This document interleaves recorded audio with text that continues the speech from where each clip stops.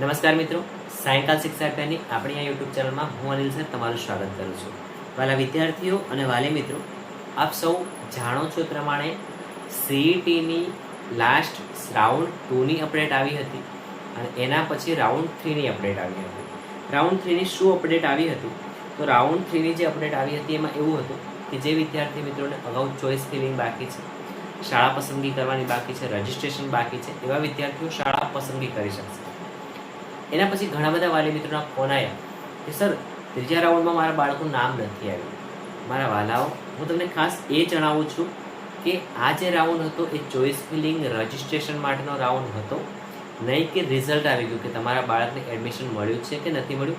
એની હાલ કોઈ ત્રીજા રાઉન્ડમાં અપડેટ નથી આવી. એના રાઉન્ડની અપડેટ આવશે પણ વાર લાગશે. હવે આજનો વિડીયો હું સ્પેશિયલી એટલા માટે બનાવી રહ્યો છું, ઘણા વાલીઓના ફોન આવે છે કે સર, શું સીઈટીનો ત્રીજો રાઉન્ડ આવી ગયો છે, અથવા તો સર ત્રીજા રાઉન્ડમાં મારે ચોઇસ ફિલિંગ બાકી રહી ગયું છે તો શું કરવું? સર, મેં અગાઉના 2 રાઉન્ડમાં ચોઇસ ફિલિંગ કર્યું હતું પણ ત્રીજા રાઉન્ડમાં ચોઇસ ફિલિંગ કર્યું નથી ને હવે સાઇટ નથી ખુલતી તો શું કરવું મારે? સર, અમારા બાળકને એડમિશન મળશે કે નહીં? સર, અમે શું કરીએ? હવે શાળાઓ શરૂ થઈ ગઈ છે અને સીઈટીના એડમિશનની રાહ જોઈએ કે ના જોઈએ, અને હવે અમારે એડમિશન લઈ લેવું કે પછી બાળકોને આગળનો અભ્યાસ ચાલુ કરાવવો? બધા જ પ્રશ્નોના જવાબ હું આજના વિડીયોમાં તમને આપવાનો છું. સાથે સાથે જે લાસ્ટ વિડીયો મેં અપલોડ કર્યો હતો એ વિડીયો પર આવેલી કોમેન્ટ્સ, બધી જ કોમેન્ટનો હું જવાબ નથી આપી શક્યો, એટલે આજના વિડીયોમાં એ બધી કોમેન્ટ અહીંયા વાંચી અને એના જવાબ આપવાનો પ્રયત્ન કરું છું. અંત સુધી જોડાયેલા રહેજો. પહેલો પ્રશ્ન છે કે સર, રાઉન્ડ 3નું રિઝલ્ટ આવી ગયું? ના, ત્રીજો રાઉન્ડ હજુ બહાર પડ્યો નથી. એ માત્ર ને માત્ર ત્રીજા રાઉન્ડ પહેલાંની પ્રોસેસ હતી, એટલે કે ત્રીજો રાઉન્ડ આવશે પણ વાર લાગશે. ઠીક છે, ક્યાં સુધી આવશે એની ચોક્કસ હાલ કોઈ અપડેટ નથી. વેબસાઇટ પર પણ મેં હમણાં જ ચેક કર્યું છે અને તેની હાલ કોઈ જ અપડેટ આવેલી નથી, તો ખાસ ધ્યાન રાખજો. સર, 50 માર્ક્સ ઓબીસી છે, પહેલા બીજા રાઉન્ડમાં એડમિશન નથી મળ્યું તો શું મળશે? મિત્રો, અગાઉ પણ મેં તમને જણાવી દીધું છે કે તમારા 50 માર્ક્સ છે, ઓબીસી છે, અને જો તમે ચોઇસ ફિલિંગ કરેલું છે તો પછી રાહ જોવા સિવાય બીજો કોઈ વિકલ્પ નથી. પણ રાહ જોવાના ચક્કરમાં તમારા બાળકનો હાલનો અભ્યાસ ના બગાડતા. જ્યાં સુધી તમારા બાળકનું નામ રાઉન્ડમાં ના આવે ત્યાં સુધી જે તે શાળામાં એના આગળનો અભ્યાસ ચાલુ કરાવી દેજો. નહીં તો પછી એવું ના થાય કે રાઉન્ડમાં નામ પણ નહીં આવે અને તમારા બાળકનો અભ્યાસ પણ બગડે. ઠીક છે, તો જૂન મહિનો કમ્પ્લીટ થઈ ગયો છે, જુલાઈ મહિનો આવતીકાલથી સ્ટાર્ટ થાય છે, ત્યારે ખાસ તમારે તમારા બાળકનો અભ્યાસ ના બગડે, એનું ભવિષ્ય ના બગડે, તેને ધ્યાનમાં રાખી અને તમારે જે તે શાળામાં તમારા બાળકનું એડમિશન લઈ લેવું જોઈએ. ઠીક છે, એના પછી સર, આમાં એવું બતાવે છે કે 4 રાઉન્ડ આવી ગયો છે તે. ના મિત્રો, ચોથા રાઉન્ડ બાબતે હાલ કોઈ જ અપડેટ આવેલી નથી. મારા સુધી પર્સનલી નથી આવી તો હું તમને ચોખ્ખું કહી શકું છું કે મારા સુધી ચોથા રાઉન્ડ બાબતે કોઈ અપડેટ આવી નથી. હા, ત્રીજા રાઉન્ડની ચોઇસ ફિલિંગ અને રજિસ્ટ્રેશન પ્રક્રિયા પૂર્ણ થઈ ગઈ છે, અપ્રુવલની પ્રોસેસ પૂર્ણ થઈ ગઈ છે. હવે ત્રીજો રાઉન્ડ બહાર પડશે ત્યારે તમને ખબર પડશે કે તમારા બાળકનું નામ ત્રીજા રાઉન્ડમાં આવ્યું કે નથી આવ્યું. ઓકે, ચલો. એના પછી એક બીજા મિત્રનો પ્રશ્ન છે કે સર, હું ટીચર છું, હજુ સુધી બીઆરસી કે સીઆરસીમાંથી ત્રીજા રાઉન્ડની જાણ નથી કરી. અમે પણ વેબસાઇટ દ્વારા જ બધું માહિતી મેળવીએ છીએ. ખૂબ ખૂબ અભિનંદન છે સાહેબ શ્રી તમને કે તમે વેબસાઇટ થ્રુ માહિતી મેળવો છો અને બાળકો સુધી પહોંચાડો છો. હા, સીઆરસી બીઆરસી દ્વારા કદાચ તમારા સુધી માહિતી પહોંચાડવામાં નહીં આવી હોય એનું કારણ એવું હોઈ શકે કે સીઆરસી અથવા બીઆરસી કદાચ એક્ટિવ ના હોય અથવા અન્ય કામમાં વ્યસ્ત હોઈ શકે છે. પણ કદાચ આ બાબતો માટે સીઈટી માટે ઘણા બધા એજ્યુકેશનલ ગ્રુપ્સ ચાલે છે, ઘણી બધી ચેનલ્સ ચાલે છે. તો ખાસ વિનંતી છે કે તમે એઝ અ ટીચર આવા ગ્રુપ્સ અથવા આવી ચેનલો સાથે જોડાયેલા રહેજો, જેથી કરીને તમને સમયસર માહિતી મળે અને તમારી સાથે જોડાયેલા જે બાળકો છે એમને યોગ્ય માર્ગદર્શન મળે. કોઈ પણ વાલી કે કોઈ વિદ્યાર્થી આ યોજનાથી વંચિત ના રહે છે.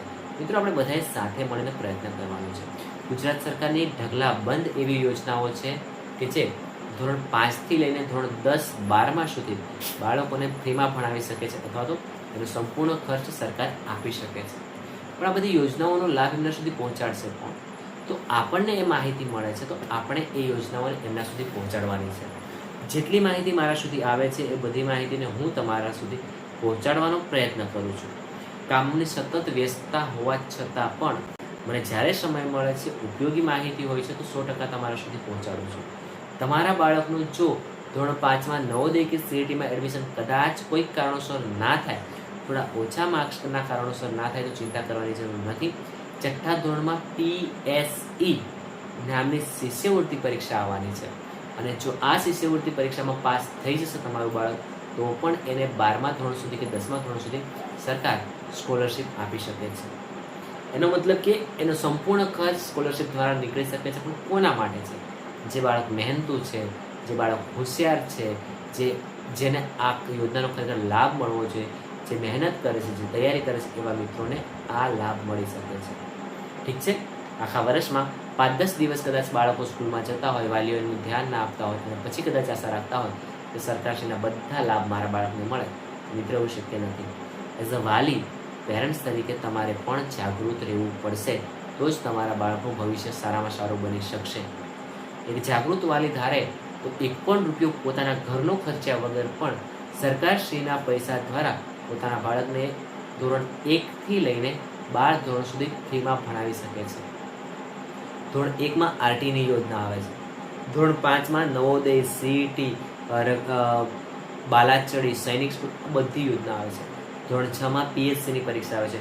ધોરણ 8માં તો 4 યોજના આવે છે. જ્ઞાન સાધના, NMMS, નમોલક્ષ્મી યોજના છે, પછી નવોદયની પરીક્ષા છે.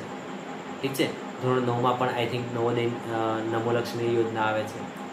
9-10ની બાળકીઓ પણ આ યોજનાનો લાભ લઈ શકે છે. ટૂંકમાં દરેક ધોરણ માટે ક્યાંક ને ક્યાંક યોજનાઓ અમલમાં મૂકેલી છે. ઠીક છે. પણ એના માટે તમારે જાગૃત રહેવું પડશે, માહિતીથી જાણકાર રહેવું પડશે, અને જે પણ માહિતી મળે છે એનું યોગ્ય માર્ગદર્શન લઈ અને આગળની પ્રોસેસ કરવાની રહેશે. ઠીક છે. એક બીજા વાલીનો પ્રશ્ન છે કે સર, 3જા રાઉન્ડનું રિઝલ્ટ આવી ગયું કે બાકી છે? મિત્રો, બાકી છે. ઠીક છે. આવશે એટલે હું તમને જાણ કરીશ. સમય મર્યાદા પૂર્ણ હોય એવું કેમ આવે છે? આ ઘણા વાલીનો પ્રશ્ન છે કે સાહેબ, સમય મર્યાદા પૂર્ણ છે એવું કેમ આવે છે? મિત્રો, જો તમારા બાળકને પહેલા રાઉન્ડમાં અને બીજા રાઉન્ડમાં, પહેલા રાઉન્ડ અથવા બીજા રાઉન્ડમાં કોઈક શાળામાં, કોઈક સ્કોલરશિપમાં લાભ માટે એલોટમેન્ટ લેટર એટલે કે પ્રવેશપત્ર ડાઉનલોડ થયેલું હોય, તો તમારા માટે આવો ઓપ્શન આવશે. તમે કદાચ એમ આશા રાખીને બેઠા હોય કે પહેલા રાઉન્ડમાં જે શાળા મળી છે એ મારી પસંદ નથી, એટલે મારે એડમિશન લેવું નથી, તો પછી તમને બીજી વાર એનો લાભ મળશે નહીં. પહેલા રાઉન્ડમાં કદાચ સ્કોલરશિપ આવી હોય, બીજા રાઉન્ડમાં કદાચ સ્કોલરશિપ આવી હોય, અને તમને એમ આશા હોય કે એના પછીના રાઉન્ડમાં બાળકને સ્કૂલ મળશે, તમારે તો સ્કોલરશિપ નથી જોઈતી, પણ તમને સ્કોલરશિપનો ઓપ્શન મળ્યો છે, અને તમને એમ આશા હોય કે આના પછીના રાઉન્ડમાં સ્કોલરશિપ મળશે, અથવા તો શાળામાં એડમિશન મળશે, અથવા કોઈ બીજી શાળામાં મળશે, તો એવી આશા રાખીને બેઠા હોય, અને જો તમે એલોટમેન્ટ લેટરમાં આપેલી તારીખ સમય પહેલાં એડમિશન ના લીધું હોય, તો પછી હવે તમને કદાચ એ લાભ મળવા પાત્ર નહીં રહે. સમજાય છે? ઠીક છે. તો જે તે શાળામાં તમારે એડમિશન લઈ લેવું જોઈએ અને બાળકનો અભ્યાસ ચાલુ કરી દેવો જોઈએ. આ સિવાય કદાચ ફેરફારની કોઈ માહિતી આવશે તો હું તમારી સાથે શેર કરીશ. આ ધ્યાન રાખજો. સર, 3જા રાઉન્ડનું રિઝલ્ટ આવે તો કહેજો. હા, બિલકુલ, હું તમને કહીશ. સર, તમારી સાથે ફોનમાં વાત કરવી હોય તો અગાઉના વિડીયોમાં અને આપેલા વિડીયોમાં પણ મોબાઈલ નંબર આપેલો છે, એ નંબર પર સંપર્ક કરજો, વાત થઈ જશે. સર, 23 હાજર થવાનું છે, તે શું છે? 23 તારીખે હાજર થવાનું એ બીજા રાઉન્ડમાં જે બાળકોનું સિલેક્શન થયું હતું એમને 23 તારીખ સુધી શાળામાં એડમિશન લઈ લેવાનું હતું. ઠીક છે. અને જો તમે 22 કે 23 તારીખ સુધી એડમિશન ના લો તો પછી તમારું એડમિશન રદ થઈ શકે છે. એટલે એ પ્રોસેસ આખી પતી ગઈ છે. તો આ તમારે ધ્યાન રાખવાનું છે. આ સિવાય કદાચ કોઈક મિત્રોને એડમિશન મળ્યું હોય પણ પૂરતી માહિતી ન હોવાના કારણે કદાચ હવે ખબર પડી હોય કે એમના બાળકનું બીજા રાઉન્ડમાં નામ આવ્યું છે, તો તમારે શું કરવું? કંઈ નહીં મારા વાલાઓ, તમારે જે શાળામાં તમારા બાળકને એલોટમેન્ટ લેટર આવ્યું છે, જે શાળામાં એડમિશન મળ્યું છે, એ શાળામાં જવું જોઈએ, શાળાના આચાર્યશ્રી જોડે મુલાકાત કરવી જોઈએ અને એમને રિક્વેસ્ટ કરવી જોઈએ, અથવા તો વાત કરવી જોઈએ કે સર, આ રીતે મને માહિતી નથી, હવે મને ખબર પડી છે, તો ગમે તે કરીને મારા બાળકને એડમિશન આપી દો. ઠીક છે. આ તમારે ધ્યાન રાખવાનું છે. બીજું, 55 માર્ક્સ છે અને પ્રાઇવેટ સ્કૂલ છે, તો CET 2026માં રક્ષાશક્તિ સ્કૂલ અમરેલી જિલ્લામાં એડમિશન મળી શકે. ફર્સ્ટ અને સેકન્ડ રાઉન્ડમાં એડમિશન મળ્યું નથી. 55 માર્ક્સ છે અને રક્ષાશક્તિ સ્કૂલમાં એડમિશન મળવું આમ તો થોડુંક અઘરું છે, પણ હા, અગાઉ કીધું એમ જ મેરિટ બેઝડ હોય છે, કાસ્ટ બેઝ હોય છે. જો કદાચ ક્રાઇટેરિયામાં આવશો તો એડમિશન મળશે, બાકી શક્યતા ખૂબ ઓછી છે. રજિસ્ટ્રેશન કરેલું છે અને અપ્રુવલ મળ્યું નથી, ફરી ફોર્મ ભર્યું છે તો યુઆઈડી ઓલરેડી રજિસ્ટર્ડ એવું લખેલું આવે છે, તો શું કરવું? જાણ કરશો જલ્દી. મિત્રો, રજિસ્ટ્રેશન કરેલું છે પણ અપ્રુવલ નથી મળ્યું તો તમારે તમારા શાળાના તાલુકાના જે સીઆરસી અથવા બીઆરસી છે એમનો સંપર્ક કરવો જોઈએ અને સરને એમને મળીને કહેવું જોઈએ કે સર અમને હજુ અપ્રુવલ મળ્યું નથી, તો પ્લીઝ અમને અપ્રુવલ અપાવો. કારણ કે આગળની પ્રોસેસ જે છે તે જિલ્લા શિક્ષણ અધિકારી કચેરીમાંથી થતી હોય છે અને ત્યાં જઈને તમે રજૂઆત કરી શકો છો, અથવા શોર્ટકટમાં તમે તમારા શાળાના આચાર્યશ્રી દ્વારા સીઆરસી અથવા બીઆરસીનો સંપર્ક કરી અને ત્યાં તમે આગળની પ્રોસેસ કરી શકો છો. શાળા સિલેક્ટ થઈ ગયેલ છે, હવે શાળા બદલવાની છે, એની પ્રોસેસ હાલ બંધ થઈ ગઈ છે. ઠીક છે, ફરી જો શાળા બદલવાની પ્રોસેસ શરૂ થશે તો હું તમને જાણ કરીશ, જોડાયેલા રહેજો. 66 માર્ક્સ છે સીઈટીમાં, ખેડામાં ચોઇસ ફિલિંગ કરેલ છે, તો શું હવે વારો આવશે? એસી કેટેગરીમાં છે અને અત્યારે પ્રાઇવેટ સ્કૂલમાં છે. સર આન્સર આપજો. 66 માર્ક્સ છે અને ખેડામાં ચોઇસ ફિલિંગ કરેલું છે. જો પહેલા બીજા રાઉન્ડમાં નામ ના આવ્યું હોય ત્રીજા રાઉન્ડની રાહ જુઓ. જેવો ત્રીજો રાઉન્ડ આવશે ચેક કરી લેજો. જો ક્રાઇટેરિયામાં અને મેરિટ બેઝ જો તમને લાભ મળવા પાત્ર હશે તો એડમિશન મળી જશે. ઓકે, ચાલો એટલું ધ્યાન રાખજો. સર મારા બાળકને સીઈટીમાં 52 માર્ક્સ છે તો રક્ષા શક્તિ સ્કૂલમાં વારો આવશે. મિત્રો 52 માર્ક્સ છે એટલે રક્ષા શક્તિમાં ચાન્સ લાગવો ખૂબ ઓછી શક્યતા છે, છતાં પણ રાહ જોઈ શકો છો. બાકી તમારા બાળકનો અત્યારે હાલમાં તમારે તમારી રેગ્યુલર શાળામાં અભ્યાસ ચાલુ કરાવી દેવો જોઈએ. ઠીક છે, મારું માનો તો. બાકી 52 માર્ક્સ એટલે રક્ષા શક્તિ સ્કૂલમાં એડમિશન મળવું ખૂબ ખૂબ ઓછી શક્યતા છે. સર મારા છોકરાને 44 માર્ક્સ છે પણ હજુ સુધી નામ સ્કૂલ પર આવ્યું નથી, તો મેરિટ કેટલા સુધી છે? સર સિમ્પલ, જ્યારે મેરિટ લિસ્ટ જાહેર થયું ત્યારે જે એસસી એસટી કેટેગરી માટે છેલ્લે 45 માર્ક્સે મેરિટ અટક્યું હતું. 45 માર્ક્સથી ઓછા માર્ક્સવાળા બાળકો માટે હાલ એડમિશન મળવાની લગભગ કોઈ શક્યતા નથી. સમજાય છે કે 45 કરતાં ઓછા માર્ક્સવાળા બાળકો માટે હાલ કોઈ અપડેટ પણ નથી અને એડમિશન મળે એવી પણ કોઈ શક્યતા નથી. પરંતુ જો કદાચ એવું બને કે હાલ જે સરકાર ભરતી કરી રહી છે, હાલ જે બાળકોના એડમિશન કન્ફર્મ કરી રહી છે, હાલ જે બાળકો એડમિશન લઈ રહ્યા છે, એમાં ઘણા બધા વાલીઓ અને ઘણા બધા બાળકો એવા છે, વિદ્યાર્થીઓ એવા છે કે એમને એમની મનપસંદ સ્કૂલ ન મળવાના કારણે એમને એડમિશન નથી લીધા. સમજાય છે? તો એ જે બાળકોની જગ્યાએ ખાલી જગ્યા પડે છે એમાં કદાચ બાળકોની સંખ્યા ખૂટે તો સરકારશ્રી દ્વારા અથવા તો શાળાઓ દ્વારા તમારો સંપર્ક કરવામાં આવી શકે છે. ઠીક છે, તો એ તમારે ધ્યાન રાખવાનું છે. અને જો એમાં જગ્યા ખાલી પડશે તો 100% તમને અને તમારા બાળકને સામેથી ફોન આવશે અને તમને જે પણ ડોક્યુમેન્ટ લઈને બોલાવે, ડોક્યુમેન્ટ લઈને તમારે જવાનું છે. જઈ અને ડોક્યુમેન્ટ જમા કરાવી દેવાના, જેથી કરીને તમને જે પણ એડમિશન મળવા પાત્ર છે એડમિશન સમયસર મળે છે. આટલી બાબતો તમારે ધ્યાન રાખવાનું છે. આ સિવાય લગભગ બીજા કોઈ પ્રશ્નો હોય તો હું જરા આપણી યુટ્યુબ ચેનલમાં જોઈ લઉં છું અને પછી આપણે આ વિડીયોનો અંત કરીએ. પણ થોડીક વાર જોડાયેલા રહેજો, ખાલી કોમેન્ટ્સ જોઈ લઉં છું. જે કોમેન્ટનો હું રિપ્લાય નથી આપી શક્યો. 67 છે, વારો આવશે કે નહીં? સિમ્પલ છે, અગાઉના જેમ જ મેરિટમાં આવશે તો એડમિશન મળશે. 80 માર્ક્સવાળાને નથી મળે તો 47 વાળાને શું મળશે? સાચી વાત છે, અઘરું તો છે થોડું એડમિશન મળે. માહિતી આપો ને સર, મારા 50 માર્ક્સ છે, 1 થી 5 સરકારી શાળામાં છે, જ્ઞાન શક્તિ મળશે? તમે જે શાળાઓ પસંદ કરી હશે એમાંથી જ કોઈક મળી શકે છે, મળશે જ એવું પાક્કું નથી. સ્કૂલ મળી ગઈ હોય પણ સ્કૂલ ગમી ન હોય તો એડમિશન ના લે તો શું થાય? સિમ્પલ, તમને શાળા મળી ગઈ છે છતાં પણ તમે એડમિશન નથી લેતા, તમારું એડમિશન રદ થઈ જશે અને પછી કોઈ લાભ મળવા પાત્ર રહેશે નહીં. આ જરા ધ્યાન રાખજો. સર એક પ્રશ્ન છે, જો સરકાર મેરિટમાં લે છે તો એ કઈ યોજના કેમ નથી આપતી? જેટલા બાળકોને લેવાના હોય એટલા બાળકો મેરિટમાં લેવા જોઈએ. બાળકને 50 માર્ક્સ છે અને કેટેગરી વિચરતી વિમુક્ત જાતિ છે તો એ બીજા રાઉન્ડ છતાં કાંઈ નથી. વાત સાચી છે દોસ્ત તમારી, વીડી સોલંકી.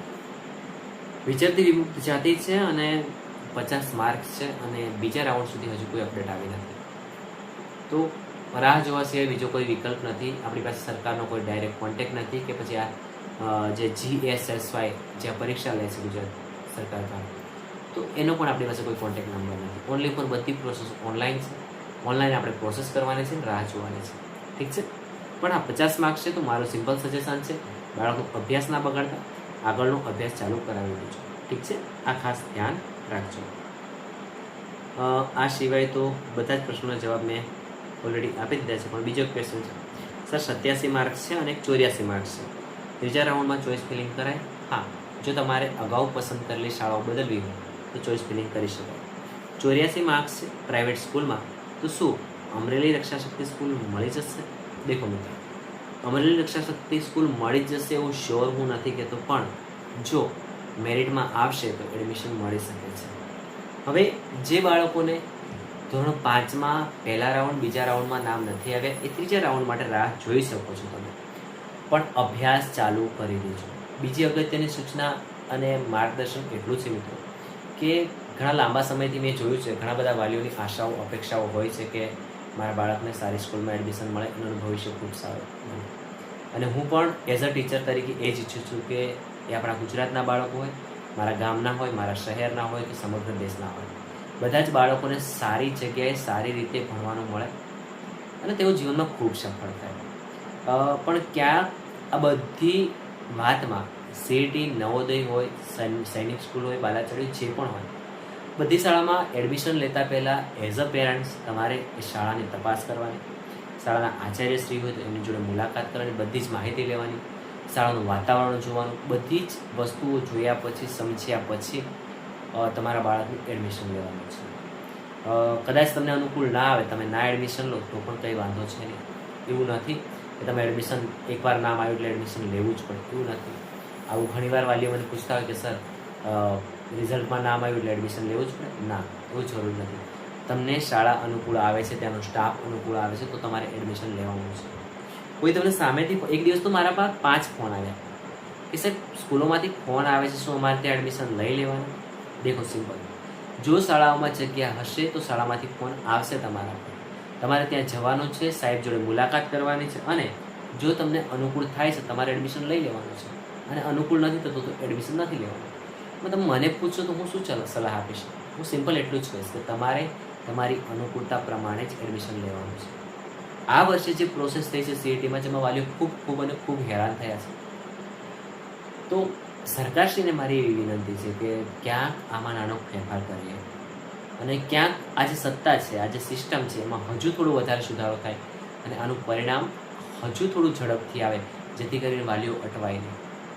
જાન્યુઆરીમાં પરીક્ષા લીધેલી હોય અને છેક જૂન જુલાઈ આવી જાય, જુલાઈ મહિનો હવે આવતીકાલથી સ્ટાર્ટ થશે, ત્યાં સુધી જો રિઝલ્ટ ના આવે, ત્યાં સુધી જો બાળકોને એડમિશન ના મળે તો ખૂબ લાંબી પ્રક્રિયા કહેવાય. અને એમાં વાલીઓ ખૂબ કન્ફ્યુઝ થાય છે, મારા બાળકને શું કરવું, એડમિશન લેવું કે ના લેવું, લેવું તો ક્યાં લેવું, એને શું ભણાવવું આવે.